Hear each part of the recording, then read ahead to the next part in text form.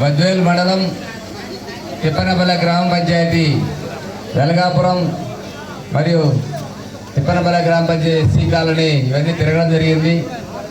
ప్రజలు బ్రహ్మరథం పడుతున్నారు. ఈ కార్యక్రమానికి ఇచ్చేసినటువంటి అవతాతలకు, అక్క చెల్లెమ్మలకు, వైఎస్ఆర్ కాంగ్రెస్ పార్టీ కార్యకర్తలకు, నా శ్రేయోభిలాషులకు, ఎలక్ట్రానిక్ మీడియా, పత్రిక మీడియా ప్రతినిధులందరికీ నా నమస్కారం. ఏదైతే జగనన్న 2019లో హామీ ఇచ్చాడో, మాట తిప్పకుండా, మడమ తిప్పకుండా అనేక సంక్షేమ కార్యక్రమాలు ప్రజలందరికీ ఇవ్వడం జరిగింది. దానిలో భాగంగా 4 లక్షల కోట్లు డైరెక్ట్గా కులాలు చూడకుండా, మతాలు చూడకుండా, వర్గాలు చూడకుండా, పార్టీలు చూడకుండా అన్ని సామాజిక వర్గాలకు న్యాయం చేసిన వ్యక్తి మన జగన్మోహన్ రెడ్డి ముఖ్యమంత్రి గారు.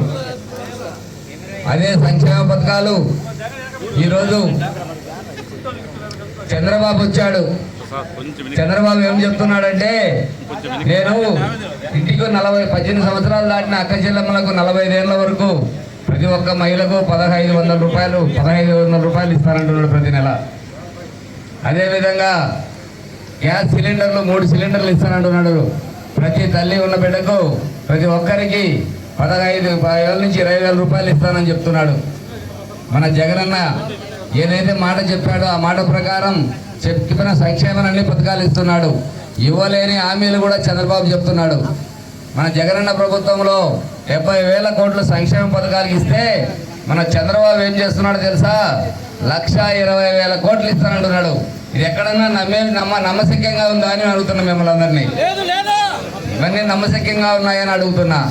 ఆ రోజు ఇదే కూటమి, ఇదే బీజేపీ, ఇదే జనసేన, ఇదే తెలుగుదేశం పార్టీ 2014లో అందరూ ముందుకు రావడం జరిగింది. ఆ రోజు బాబు వస్తే జాబ్ ఇస్తానని చెప్పాడు. ప్రతి ఇంటికో జాబ్ ఇస్తా అన్నాడు. జాబ్ ఇవ్వలేకపోతే ఇంటికో జీవన భృతి, చదువుకున్న పిల్లలకు నెలకు 2,000 రూపాయలు జీవన భృతి. 5 సంవత్సరాలు పరిపాలన చేశాడు. మనిషికి 1,50,000 రూపాయలు జీవన భృతి ఇవ్వాల్సింది, ఏ ఒక్కరికి ఇవ్వలేదు. వాళ్ళ అక్క చెల్లెమ్మల మనకి ఏం చెప్పాడంటే, బ్యాంకులో కొదవ పెట్టింటే బంగారంతా, తాకట్టులు బంగారంతా రిలీజ్ చేస్తానన్నాడు. ఏ ఒక్కటి రిలీజ్ చేయలేదు. డాక్రా మహిళలకు రుణాలు మాఫీ చేస్తానన్నాడు. రుణాలు మాఫీ చేయలేదు. తర్వాత రైతన్నల కోసం రుణాలు మాఫీ చేస్తానన్నాడు, చేయలేదు. ఇవన్నీ నమ్మశక్యం కాదని తెలియజేసుకుంటున్నాను. మన జగనన్న అయితే ఏవైతే మాట చెప్పాడో, కరోనా కష్టకాలంలో యావత్ ప్రపంచం అంతా కూడా 2 సంవత్సరాలు కొట్టుమిట్టాడింది. కానీ కూడా ఆర్థిక సమస్య ఉన్నా కూడా 25,000 కోట్ల రూపాయలు వెచ్చించి మన అందరినీ కాపాడడం జరిగింది. అందుకే దేశమంతా కూడా జగనన్న ప్రశంసించడం కూడా జరిగింది. కాబట్టి మన రేపు జరగబోయే సార్వత్రిక ఎన్నికల్లో మన ఎమ్మెల్యే డాక్టర్ సుధా మేడం గారికి కార్యసాధకురాలు, బాగా చదువుకున్నటువంటి వ్యక్తి, నిత్య కృషివీరురాలు. భర్త చడిపోయినా కూడా ఆయన అడుగుజాడల్లో నడుచుకుంటూ ఆయన చేయాల్సిన పనులన్నీ కంప్లీట్ చేస్తానని చెప్పి ముందుకు రావడం చాలా సంతోషకరం. ఆమెను మన వైఎస్ఆర్ కాంగ్రెస్ పార్టీ అభ్యర్థిగా ఎమ్మెల్యేగా గెలిపించుకోవాల్సిన అవసరం ఉంది. అదేవిధంగా మన పార్లమెంటు సభ్యులు, మన ముఖ్యమంత్రి గారు తమ్ముడు వైఎస్ అవినాష్ రెడ్డి అన్న గారు నిత్య కృషివరుడు, చదువుకున్నటువంటి మంచి స్వభావి. ఉదయం తెల్లారుజామున 5 గంటల నుంచి రాత్రి 9 గంటల వరకు ప్రజలతో మమేకమై ప్రజా సమస్యలు తీస్తున్నటువంటి వ్యక్తి మన అవినాష్ అన్న. ఆయనకు ఒక ఓటు, వీళ్ళిద్దరికి ఓట్లేసి ఇట్లా తిప్పు. జగనన్న ప్రభుత్వాన్ని తీసుకొచ్చుకోవాల్సిన అవసరం ఎంతైనా ఉంది. కాబట్టి మనం అందరము ఏం గుర్తుకేయాలన్నా, ఫ్యాన్ ఎక్కడ ఉండాలన్నా, సైకిల్ ఎక్కడ ఉండాలన్నా, టీ కప్ ఎక్కడ ఉండాలి, సైకిల్లోనే ఉండాలి. కాబట్టి మనం అందరం ఫ్యాన్ గుర్తుకేసి, ఎలక్షన్ అంటే మన జగనన్న కోసమే కాదు ఎలక్షన్. ఇది మన సంక్షేమం, మన ఊరు బాగుంటుంది, మన రాష్ట్రం పడుతుంది, మన జిల్లా బాగుంటుంది.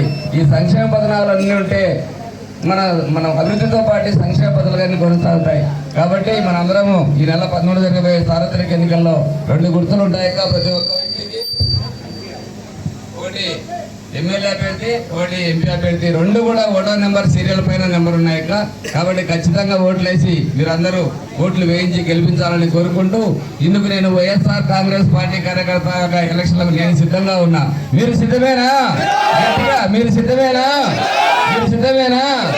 జై జగన్, జై జగన్, జోహార్ వైఎస్ఆర్, జోహార్ వైఎస్ఆర్. Thank you.